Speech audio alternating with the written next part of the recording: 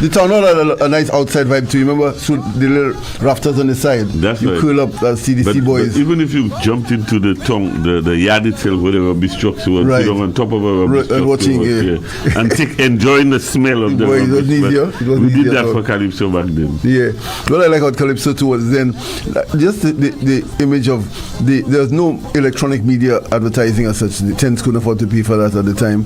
Radio St Lucia did a bit, and of course the announcers pushing it. But the main form of advertising, marketing then was the boards. Remember, Tony Martino and them worked at the cinema. Tony Martino and Chassie happened to work at the cinema, and so they encouraged the concession by the cinema owners to have the big board outside the town hall and one outside the cinema advertising the cast for the night. The same board that used to be used to advertise the movies, right, would be cleaned, right, and allowed, Calypso, and they allowed that concession to allow the Calypso, so the cast for the night, the likes of Bristow and them doing up the board, and that was the main, because the traffic, it was very Castry centric. Everybody and like people who were not as mobile, they walked to and from home and town. Of the boulevard, the boulevard and the town hall little junction there was really big. So, and Martino, I remember him clearly, just writing up the board and pushing the time of uprising and Chassie, and so we must probably give credit before we look back at KPT.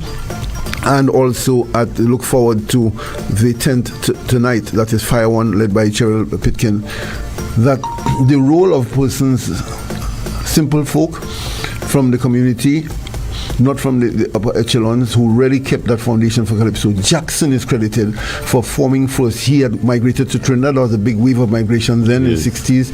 Jackson, up to now, he still have the Trini swag, Jackson. Watch him. He still a little Trini thing in him, So he went there, he dabbled in Calypso in Trinidad. He understudied the guys a lot, he says, and came back and encouraged the formation of Calypso tents. That's correct. He also was in the vanguard of organizing the first Union of Calypso and Calypso Association with Mr. Volney and so heading it. He was really up front and insisted for that.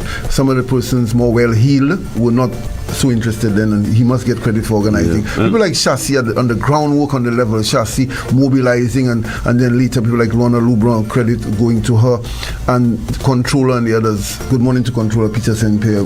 We haven't acknowledged and greeted him yet, but he's an absolute soldier and an ardent listener to the program. Good morning, Peter St. Pierre. All the respect is due. And they've laid the foundation for Calypso Association, and of course we know the story.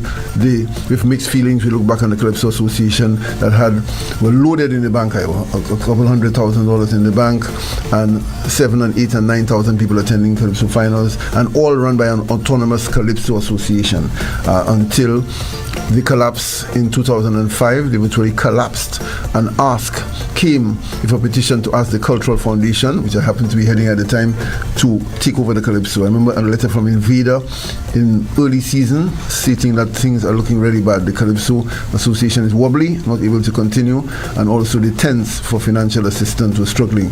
And that is the first time that the government intervened in the running of the Calypso shows. They were entirely run. Soca Monarch, Calypso finals, semi-finals were the property and the business of the Calypso Association. And so we must put that in context. Indeed, when that got severed.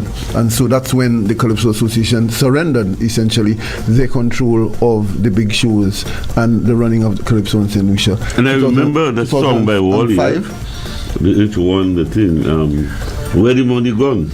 That is another story, another show. The financial accountability was a big part of the story, and the demise of the associations then. And the government intervened. The government came in with the control of the Calypso shows, and that continued for quite. It has still been the situation under the Stakeholders Committee, the CDF first, then the Stakeholders Committee, then CPMA, then now CPMC.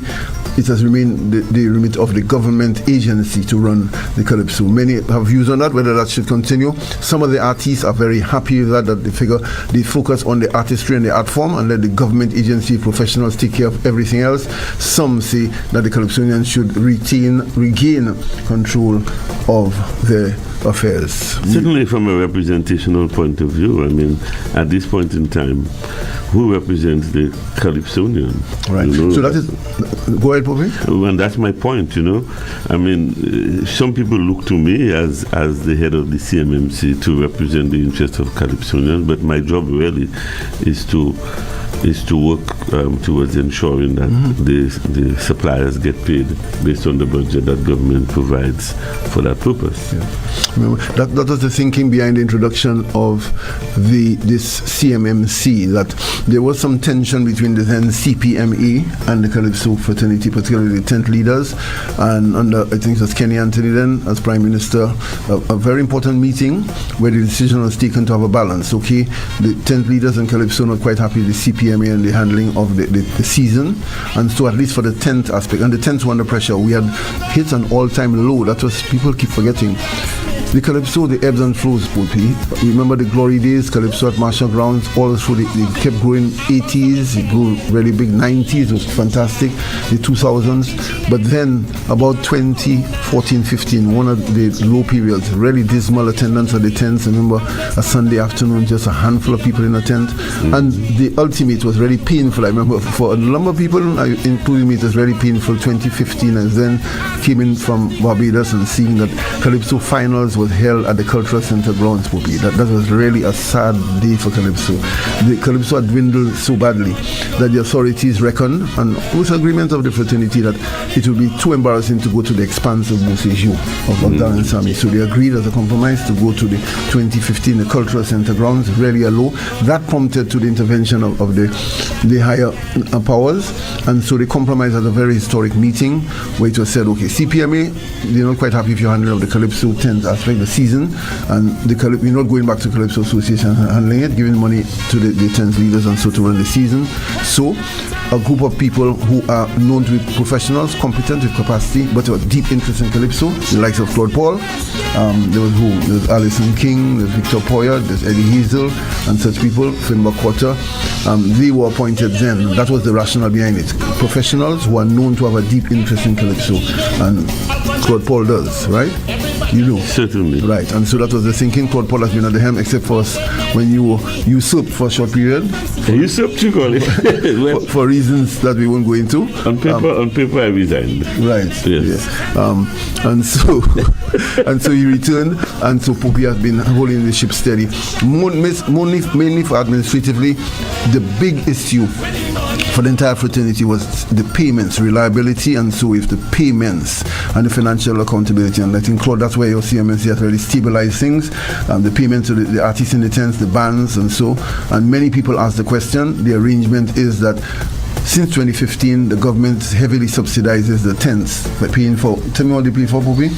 Well, you have the issue of the music, the artists themselves, the backup band, the sound system, the venue, security all around, advertising. That's paid for by the government agency. Yeah, and so essentially, between around 85% of the cost of running a tent is met through this subvention by the government. Right, and that was brought into ready to prop up the Calypso. Then that brought a lot of trust and respect, and so since then there's been a lot of confidence in it. So the artists freer, the tent leaders, Wilkie, Charlo, and so to organize their troops, and we've seen the benefits of them focusing on that and organizing, actually executing the show itself and production, and in the end, depending on the government's reliance to have all the payments issued on time. That's where we are to the Calypso now in the growing, and we must make the point, as we mentioned this, the Calypso finals really hitting a low, being staged at the Cultural Center grounds